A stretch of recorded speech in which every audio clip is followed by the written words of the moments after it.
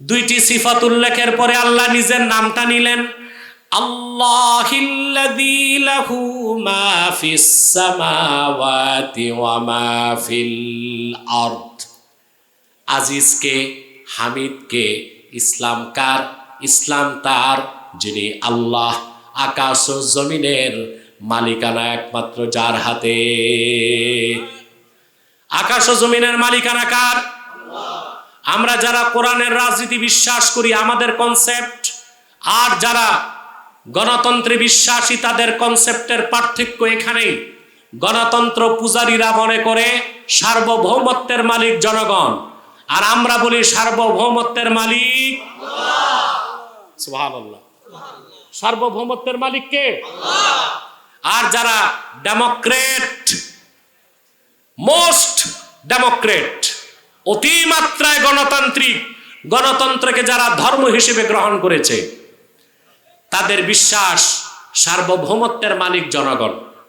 নজবিল্লাহ বলবেন না? এখন আসেন একটু বুঝেন বিষয়টা। এখন যারা বলে এখন আপনার সংবিধান তৈরির কথা আসতেছে না, কথা বলে না, তো যারা গণতন্ত্রে বিশ্বাসী তারা বলতেছে ধর্মনিরপেক্ষতার কনসেপ্ট থাকবে কি থাকবে না, বলতেছে না?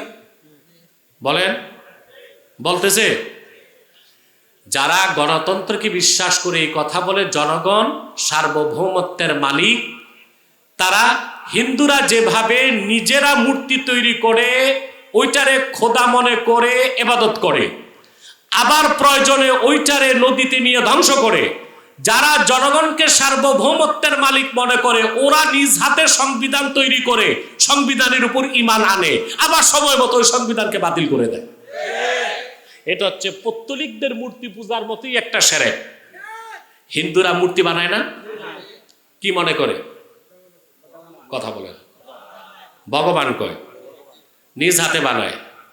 তারপরে পূজা টুজা হয়ে গেলে এটারে নিয়ে আবার ডেস্ট্রয় কারা করে? নদীতে নিয়ে ঝাড়ু টাড়ু দিয়ে আমার এটারে একেবারে নিজ হাতে বানায় ঈমান আনছে। ঈমান আনার পর আবার নিজেরাই ধ্বংস করলো। যারা জনগণ সার্বভৌমত্বের মালিক এই স্লোগান দেয় তারা জনগণ দ্বারাই সংবিধান রচনা করে, এরপর আবার সময় মতো ওই সংবিধান করা বাতিল করে। এবার একটা তথ্য দিচ্ছি আপনাদেরকে, কথাটা হৃদয়ে গেঁথে নেবেন। হযরত ওমর রাদিয়াল্লাহু তাআলা আনহু, হযরত ওমর তিনি বলেছেন, কুন্না ফিল জাহিলিয়াতি নাসনাউল আসনামা বিল আজওয়াহ। হযরত ওমর বলেন, জাহিলি যুগে আমরা খেজুর দিয়া মূর্তি বানাতাম। কি দিয়ে? বসেন। হযরত ওমর বলেন, জাহিলি যুগে খেজুর দিয়া মূর্তি বানাইতাম, কোলে রাখতাম, সিনায় রাখতাম, চুমা দিতাম, বগলে রাখতাম, সম্মান করতাম, ক্ষুধা লাগলে খাইয়া ফেলতাম। খাওয়া যাইতো কেন? খেজুর দিয়া বানাইছি। এজন্য আমি হিন্দুদেরকে পরামর্শ দিব, মাটি দিয়া না বানায় তোমরা আটা দিয়া বানাও, তাহলে এগুলার নদীতে ফেলার দরকার হবে না, পাউরুটি বানায় খাওয়া যাবে। এখন আসেন, সার্বভৌমত্বের মালিক জনগণ যারা বলে তারা কত বড় ভণ্ডামি করে দেখেন। হযরত ওমর বলেছেন, আমরা খেজুর দিয়ে মূর্তি বানাতাম, সম্মান করতাম, শ্রদ্ধা করতাম, চুমা খাইতাম, সিনায় রাখতাম, মাথায় রাখতাম, ক্ষুধা লাগতো, খেয়ে ফেলতাম। তো যারা বলে জনগণ সার্বভৌমত্বের মালিক তারা আবার জনপ্রতিনিধিদেরকে এক জায়গায় নিয়ে সংসদে নিজেরাই সংবিধান বানায়, সংবিধানের উপর ঈমান আনে, আবার তারই সংবিধানকে খেয়ে ফেলে। তাই হয়েছে না? ওরা করতো মূর্তি পূজা আর এরা করতেছে সংবিধানের পূজা। আল্লাহ স্পষ্ট করে দিয়েছেন, লাহু মা ফিস সামাওয়াতি ওয়া মা ফিল আরদ। আকাশ ও জমিনের সার্বভৌমত্বের মালিক কে? আল্লাহ। তিনটা কারণে, মিলকান, খালকান, আবিদান। আকাশ ও জমিনের মালিকানা আল্লাহ, আকাশ জমিনের স্রষ্টাও আল্লাহ, আর বান্দাগুলোর স্রষ্টাও আল্লাহ। এই জন্য সার্বভৌমত্বের মালিক জনগণ না আল্লাহ? আমরা চাই সংবিধান পরিবর্তন হোক। ৭২-এর সংবিধান আমরা মানি না, চলবে না। তবে সেই সংবিধান হতে হবে কোরআন ও সুন্নাহর আলোকে।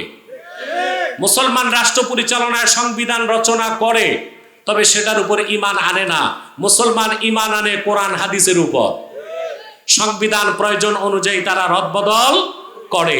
আর যারা জনগণকে সার্বভৌমত্বের মালিক মনে করে, তারা ওই যে হযরত ওমর বলেছেন, খেজুর দিয়া মূর্তি বানাতেন আবার খেয়ে ফেলতেন। জনগণ সংবিধান বানায়, জনগণ সংবিধান ক্যান্সেল করে। সংবিধানের উপর মুসলমান ঈমান আনতে পারে না।